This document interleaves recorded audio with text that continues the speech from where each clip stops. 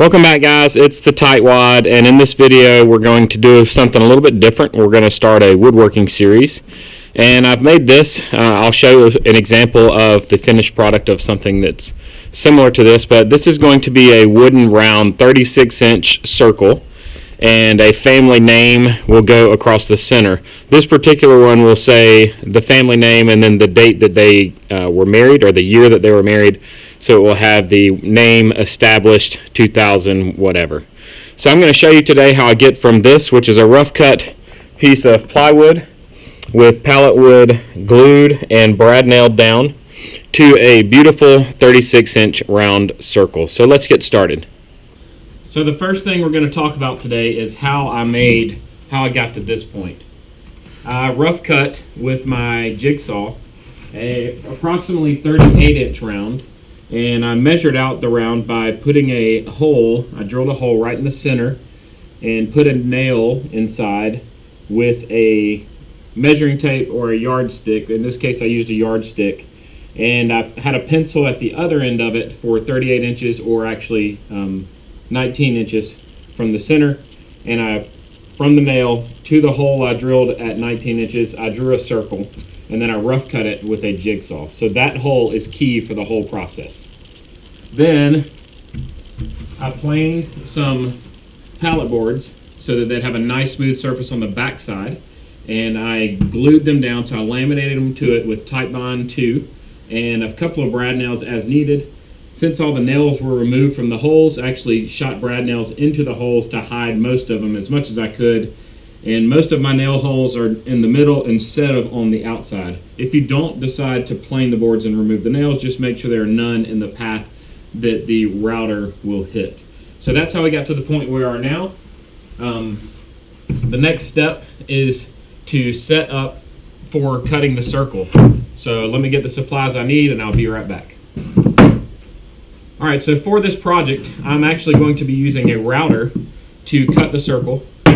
And in order to cut completely through, I need to elevate the project. So whatever I'm cutting, I have to elevate. So I have some old scrap 2x4s and 2x6s, and then I can set the whole project face down because my nail hole is in this side, and that will be used for the jig.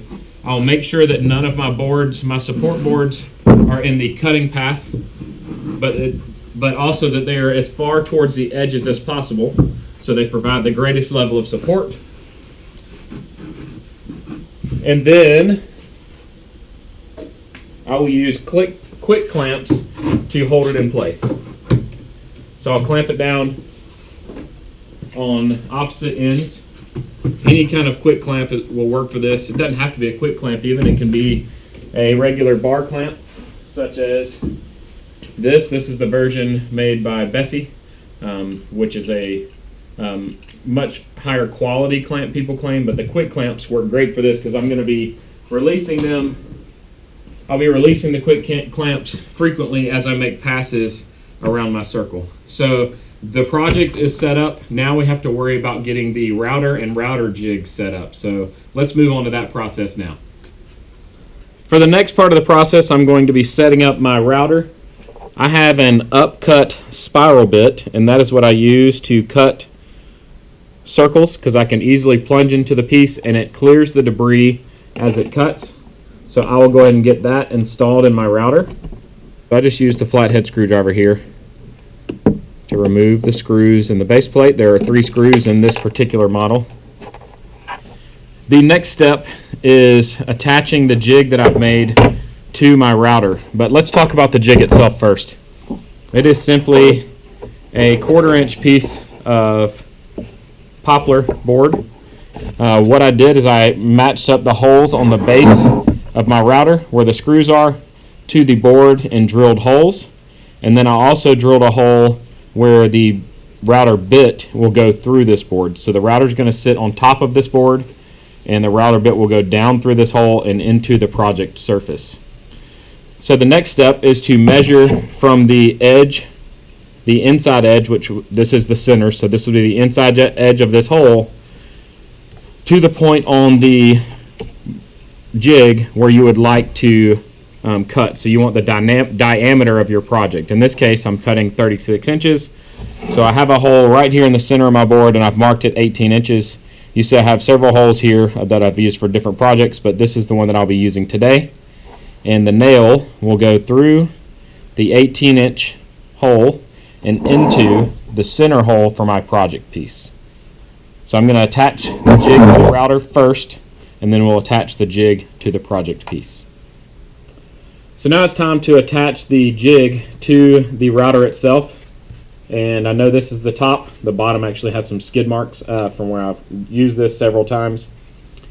And I will now attach it with some flathead beveled Phillips screws.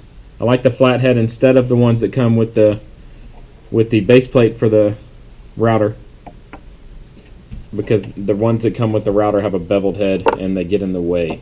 I don't have to recess these as much. So I'll go ahead and screw these in. Make sure you get all three in. They don't have to be super tight, but make sure they're tight enough that they're not going to vibrate out. Alright, so the jig is firmly secured to the router, and now I can flip this upside down or right side up. And I'm going to take my nail and go through my 18-inch hole in my jig and put it dead into the center hole that I pre-drilled when I was first marking out the pattern on my project. Since I know I have about a 1/2 inch of pallet wood on the other side, I will hammer the nail in just a little bit to hold it securely in place. It doesn't have to go all the way down. One tip that I learned from doing this is the cord always gets in the way for the router. So what I've done is I suspended a hook from my ceiling, or screwed a hook into one of the floor joists to my ceiling, and I then plug in the router so that the cord always stays elevated over the router, and I don't have to worry about it getting in the way. So I'll pull the slack out of this cord and get it out of our way so that we can see what we're doing, and we will go ahead and get started. So now you can see that my cord is out of the way. It has free range of motion to spin all the way around as many times as it wants. And then the final step is to wear your safety equipment. So I'm going to remove my hat. I'm going to put on my mask. This is a 3M mask. I'm not affiliated with any companies, but I've really found things that I like. This is a free 3M mask, and this one's rated for dust with these filters. It can also be rated for chemical with the cartridge pink filter. So I'm going to put this on. These are the UVEX goggles. I like these better. I had the DeWalt ones as well that are made similar to these, but these have a lot softer flex in the piece that goes around your eyes and your nose. A lot more comfortable and actually seal better. And then I have the 3M work tunes. These are good. I found them at Walmart on a great deal for about $30 or $40. I don't remember the cost. For over-the-ear pieces, these are some of the best that I've most comfortable I've found. They have a super long charge life, and they also connect to your phone through Bluetooth. I'm not going to be using that today, but I will go ahead and put on my safety gear and we will get started. Alright, so the process is to plunge down a little bit at a time. About 1/4 inch with this bit seems to be the magic number. If you plunge all the way through at once, the threads on this actually aren't deep enough, but it would also put a lot of strain on the bit and possibly break it. So we're going to go 1/4 inch at a time. So the process, I'm going to do a dry fire here. I will push the plunge the router down. I will lock it into place using the locking mechanism and slowly work my way around the entire piece. When I get back to the same spot, I will adjust my depth adjustment right here, and it will incrementally go down until we've cut the whole thing. So let's get started.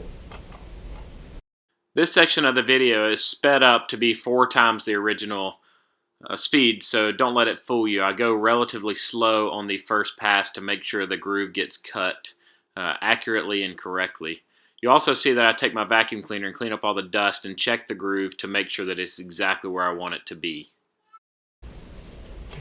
So now I will release my router to raise the bit, adjust my depth adjustment here, lock it into place so it does another increment down, and I'll make another pass. You saw that I've added a weight here. That's to keep the back end of the jig from raising up to make my cuts inaccurate. It's going to keep it from riding up on the nail with that just riding smoothly on the other end. This section of the video is actually sped up 8 times the normal speed. I just wanted you to see how many passes it took me to cut through. I took 4 total passes and then a 5th cleanup pass because I didn't quite have it adjusted for some of the thicker boards. So you'll see that I make my 4 passes and then I take the jigsaw to cut in from the side to remove the circle. I could just release the clamps and lift the whole thing up if I had made a clean cut through on the 4th pass. If you're on your 4th pass, your board starts to sag a little bit, you can put some braces. Since I use 2x4s under, I could grab another cutoff of a 2x4 and stick it under the edge to keep it from sagging and binding on the router bit as I go around. So it was actually good that I didn't quite cut through on the 4th pass. You can see here I'm removing all the pieces, and there are a couple of boards in this section right there where they didn't go all the way through, and I just snapped them off. They were so close to being cut through. And then I made one last pass to clean everything up right here.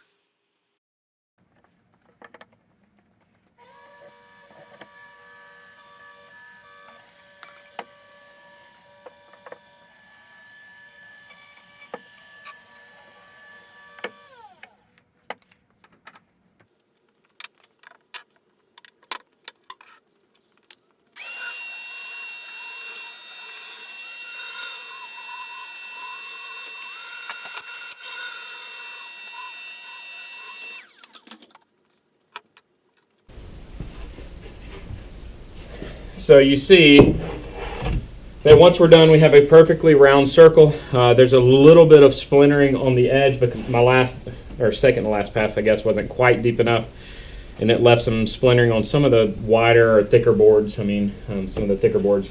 But now I'll take a sander and lightly sand down the whole top to get rid of some of the roughness of the natural palette wood. I always wait till I'm already done cutting, and then I'll sand a little more on the edges to get rid of all the splintering, and then it's ready to apply the name. So hope you guys learned something.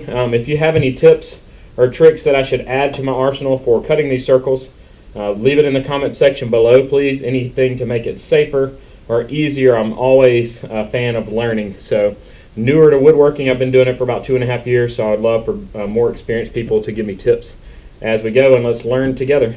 Thank you guys, and hope you have a great day.